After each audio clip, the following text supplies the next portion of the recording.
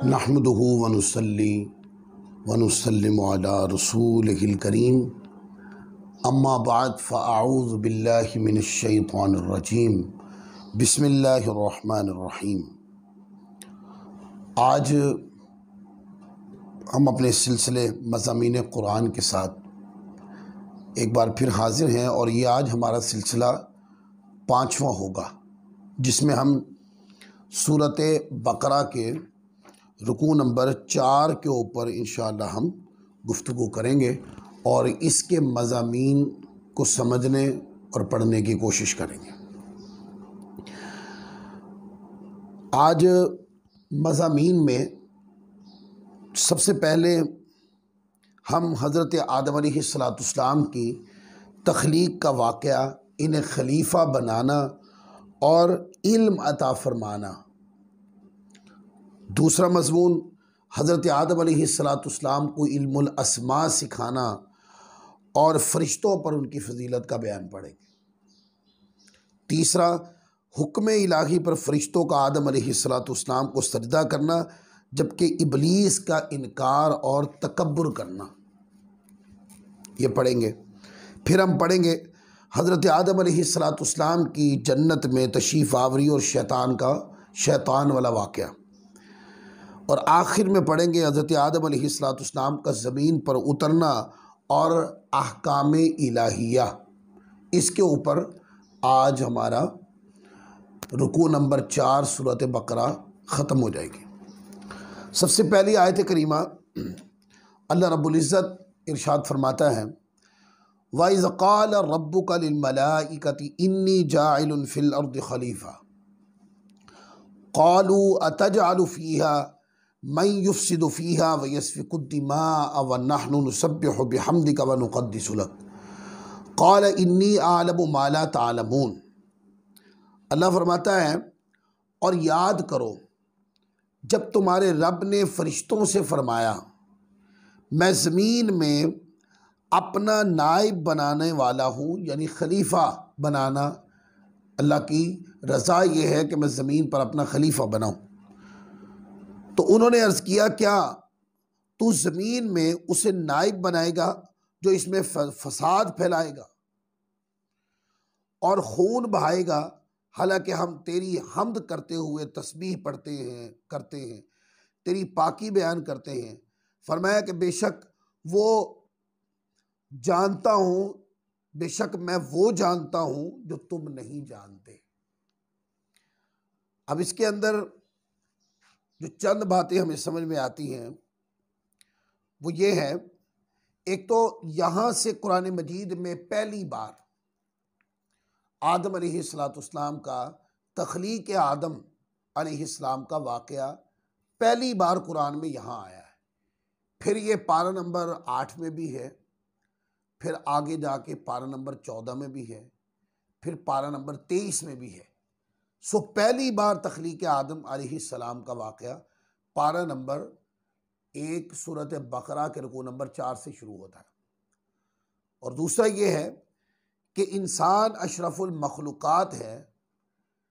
इन वजूहात कि किन वजूहात की बिना पर, इस वजह से कि अल्लाह ताला ने उनको नाइब बनाया, इस वजह से कि अल्लाह ताला ने नौए इंसानियत में अल्लाह ने अपने अंबिया किराम को भेजा।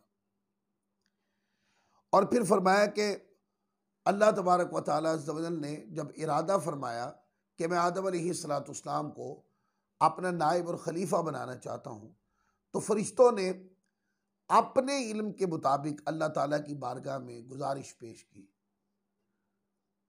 और अल्लाह रब्बुल इज़्ज़त ने उनसे पूछा।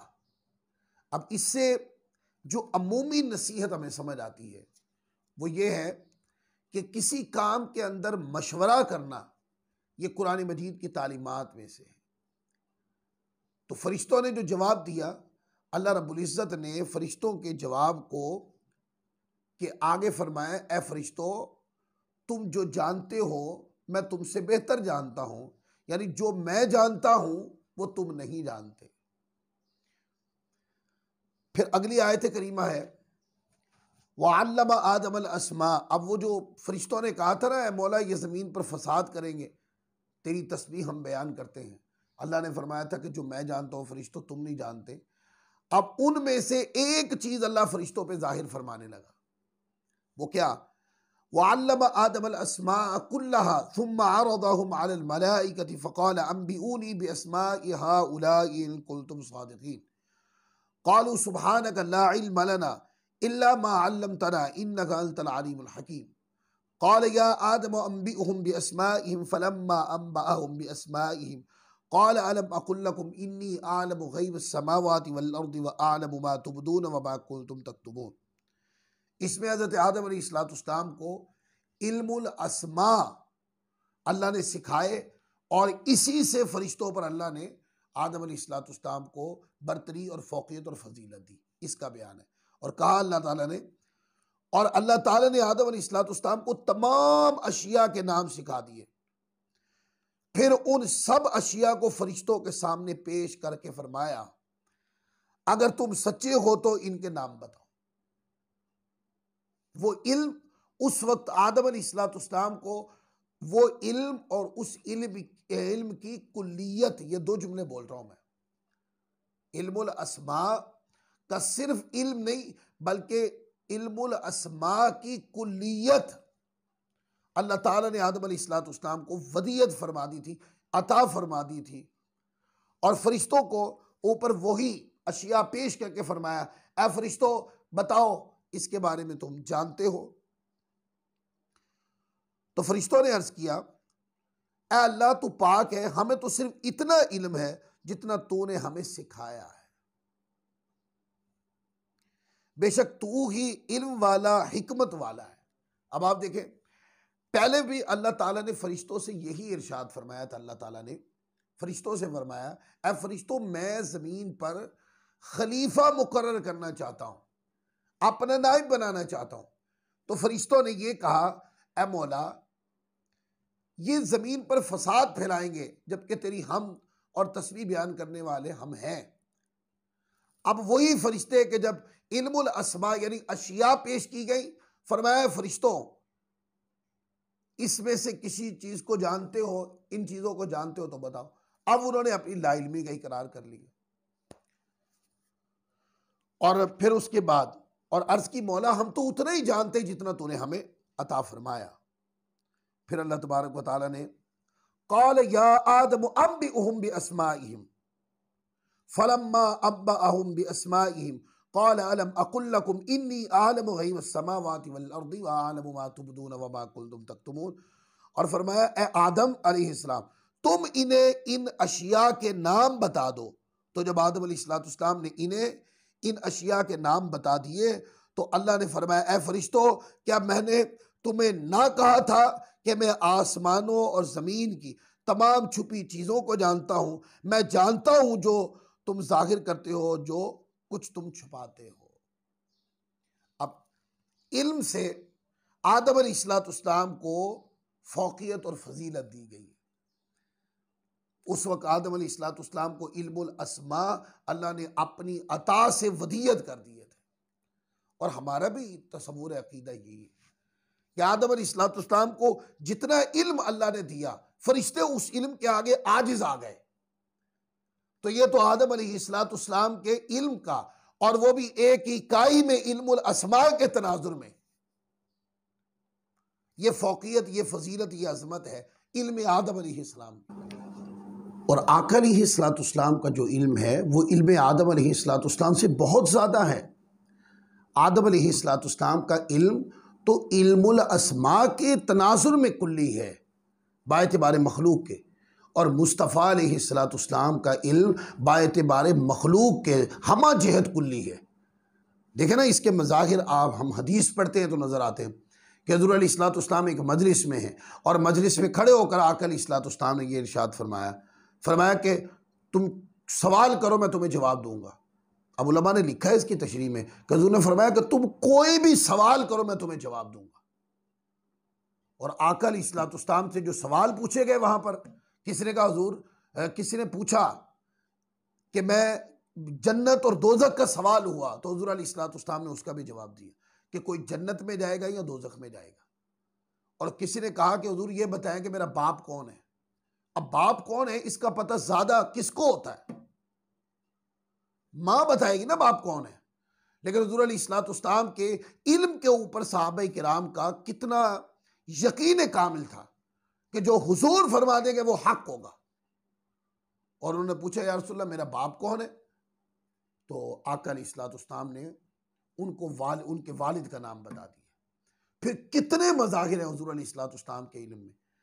किसने आका अलैहिस्सलाम इल्म गैब गैबी खबरों के हवाले से बात कर रहे थे। मुनाफिकीन ने यह कहा, इतराज किया कि इनको क्या पता गैब क्या है। हुजूर अलैहिस्सलाम ने निशानदेही की कि वो जिस ऊँटनी के हवाले से पूछ रहे हैं वो जंगल में फलां जगह है। हुजूर अलैहिस्सलाम कभी जंग हो रही होती है अर्ज़ शाम पर और आका अलैहिस्सलाम मदीना तय्यबा के अंदर बैठकर हुजूर अलैहिस्सलाम वो सारी रुईदात जो वहां हो रही है आका अलैहिस्सलाम मदीना पाक में सहाबा किराम को भैया को उस वक्त बता रहे हैं जब उधर जंग हो रही है। जंग बदर है, ये बुखारी मुस्लिम की रिवायतें बयान कर रहा हूं। जंग बदर है, वाकया कल होना है।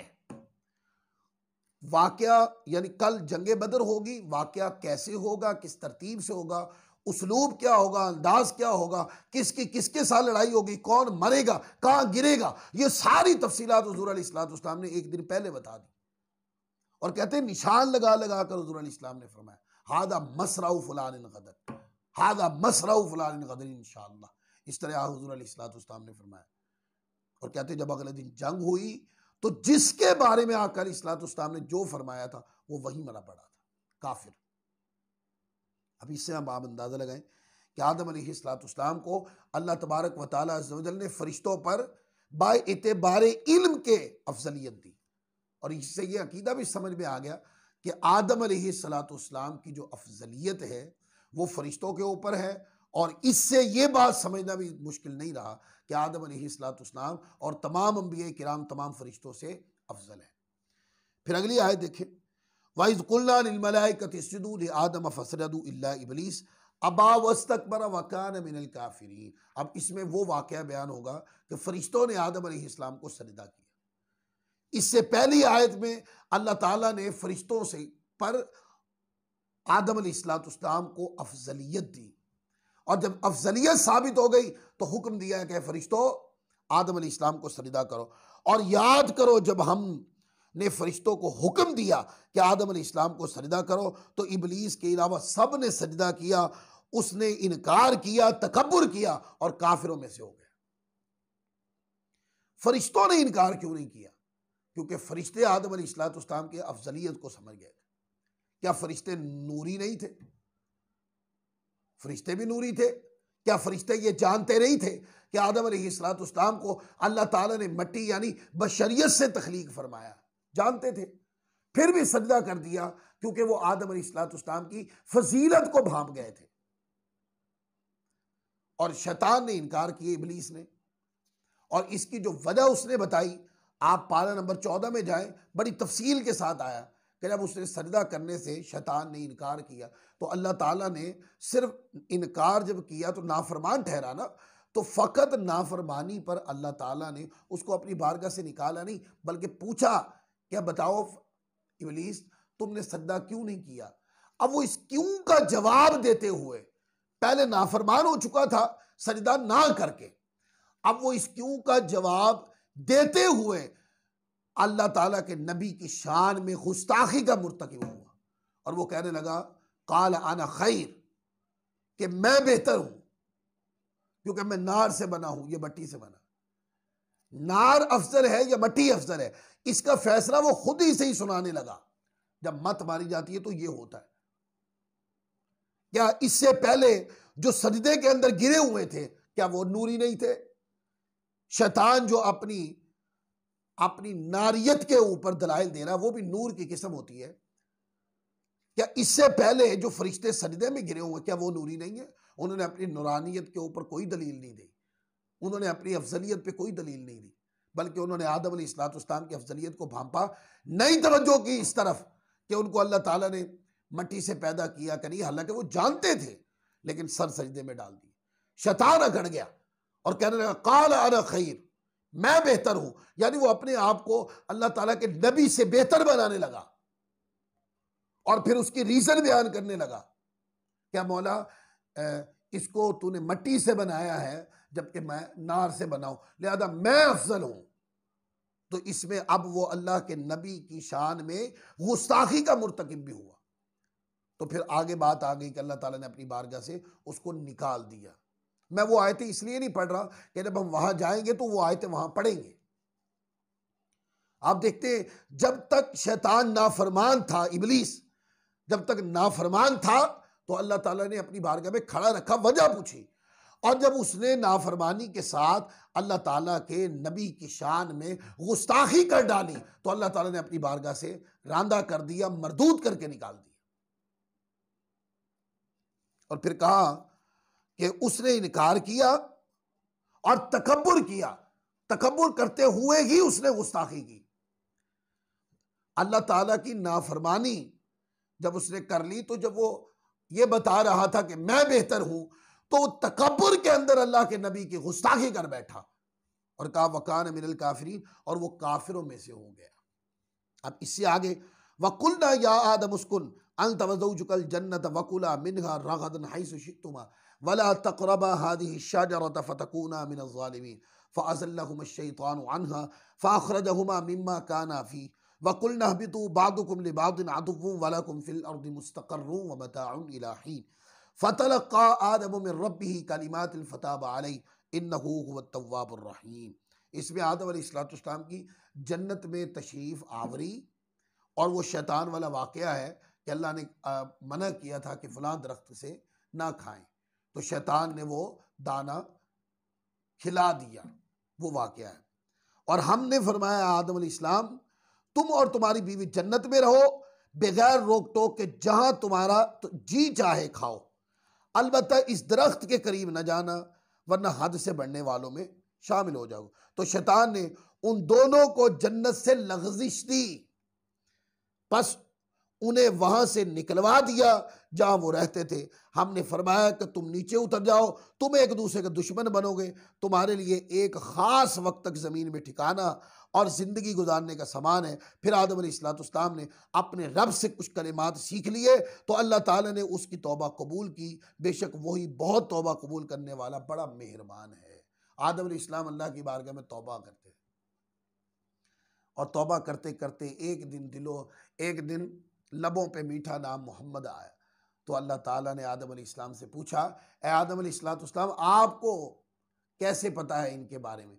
अर्ज़ की मौला जब मेरी तख्लीक फरमाई तूने और मेरे वजूद में ए मालिक करीम वनफ़ख्तु फ़ीहि मिन रूही का फैज़ जारी किया, यानी रूह डाली, तो मेरी जिस्म में जब हरकत आई तो मैंने आंखें खोलते अर्श पर तेरे नाम के साथ इसी मुक़द्दस नाम को लिखा देखा, तो मैं जान गया कि ये वो ज़ात है जिनका अल्लाह की बारगाह में बहुत बड़ा मकाम है। तो फिर अल्लाह ताला ने फरमाया आदम अलैहिस्सलाम अगर मैं इनको पैदा ना करता तो मैं आपको भी पैदा ना करता। ये पूरा वाक़या आता है तो ये वाक़या आता है। और जब मीठा नाम मोहम्मद आया दुआ की तो अल्लाह ताला अज़्ज़ व जल ने नाम मोहम्मद मुस्तफ़ा सल्लल्लाहु अलैहि वसल्लम की बरकत से आदम अलैहिस्सलाम की तौबा कबूल फरमा ली। इससे अगले वाली आयत देखें जिसमें आदम अलैहिस्सलाम को ज़मीन पर उतारा गया, वो वाक़या है कुल नहबितू मिनहा जमीअन फ़इम्मा यअतियन्नकुम मिन्नी हुदन फमन तबिअ हुदाय फला खौफुन अलैहिम वला हुम यहज़नून वल्लज़ीना कफ़रू व कज़्ज़बू बिआयातिना उलाइका अस्हाबुन नार हुम फ़ीहा ख़ालिदून। हमने फरमाया तुम सब जन्नत से उतर जाओ, फिर अगर तुम्हारे पास मेरी तरफ से कोई हिदायत आए तो जो मेरी हिदायत की पैरवी करेंगे इन्हें ना कोई खौफ होगा ना वो गमगीन होंगे। जो अल्लाह ताला की हिदायत की पैरवी करे, अल्लाह के फरमान की पैरवी करे, अल्लाह के नबियों के रास्ते पे चले, अल्लाह के वलियों के रास्ते पे चले, फरमाया कि उसको कोई गम नहीं, कोई खौफ नहीं। किसका? ना दुनिया में कोई खौफ है ना आखिरत का कोई खौफ है। जो बंदा अल्लाह के कामों में लग जाता है पुरसुकून हो जाता है, जो अल्लाह की फरमा बरदारी में लग जाता है वो सुकून कल्बी और सुकून ज़हनी में आ जाता है। क्यों? अल्लाह ताला अज़्ज़ व जल उन इबादात के वसीले से अल्लाह ताला उस पर अपनी रहमत और सकीना नाजिल फरमाता है। इसलिए अल्लाह ताला की हिदायत पे अमल करें। आप देखते हैं कि लोग दुनियावी मशगलों में शामिल होकर, मसरूफ होकर चाहते हैं कि हमें कल्बी सुकून मिले। कुरान मजीद ने कहा अला बिज़िक्रिल्लाहि तत्मइन्नुल कुलूब, अल्लाह के जिक्र से दिल चैन पाते हैं। किस तरह दिल को सुकून और चैन मिलता है? अल्लाह की हिदायत यानी अल्लाह का जिक्र करो, दिल सुकून पाएंगे। तो यहां वो बताया गया कि अगर अल्लाह की हिदायत भी अमल करेंगे तो गमगीन होने से भी बच जाएंगे, बेखौफ भी हो जाएंगे। वल्लदीन कफरू वकज़्ज़बू बिआयातिना उलाइका अस्हाबुन नार हुम फीहा खालिदून, और वो जो कुफ्र करेंगे और मेरी आयतों को झुटलाएंगे वो दोज़ख वाले होंगे, वो हमेशा इसमें रहेंगे। तो ये रुकू इस मुकाम पर खत्म हो जाता है। यहां पर एक बात का और जवाब दूं, आप आदम अलैहिस्सलाम का, चूंकि रुकू नंबर 4 में आदम अलैहिस्सलाम का ही वाकया बयान हुआ, अगर आप चाहते हैं कि मैं पूरे कुरान मजीद से जहां पर ज्यादा मजमून के साथ ये वाकया आया है पढ़ना चाहता हूं ताकि तमाम जिहतों से इस मजमून को समझो, तो उसमें जैसे पारा नंबर 1 सूरत बकरा का रुकू नंबर 4 है, इसको पढ़ें। फिर आप पारा नंबर 8 पे चले जाएं, सूरत आराफ जो है उसका दूसरा रुकू आप पढ़ें, उसमें भी ये वाकया है। फिर आप पारा नंबर 14 में चले जाएं और पारा नंबर 14 का रुकू नंबर 3 पढ़ना शुरू करें, उसके अंदर भी ये वाकया आया है। और चौथे मुकाम पर ये सूरत साद का आखिरी रुकू पारा नंबर 23, सूरत साद का आखिरी रुकू आप उसको पढ़ें, उसके अंदर भी ये वाकया है। ये ज्यादा मजमून के साथ कुरान मजीद में जहां जहां वाकया आया है वो मैंने आपके सामने बयान कर दिया। इसको पढ़ेंगे तो आदम अलैहिस्सलाम की तख्लीक के तनाजुर में जो वाकया है, या फरिश्तों का सजदा करने वाला जो वाकया है, या आदम अलैहिस्सलाम की अफजलियत का जो वाकया है, ये सारा आपको इन 4 मुकाम से ज़्यादा मजमून के साथ मिल जाएगा। अगले मजमून के साथ और अगले रुकू के मज़ामीन कुरान के साथ इंशाअल्लाह फिर हाजिर होंगे। अल्लाह ताला हम सबको अमल की तौफीक अता फरमाए। वमा अलैना इल्लल बलागुल मुबीन।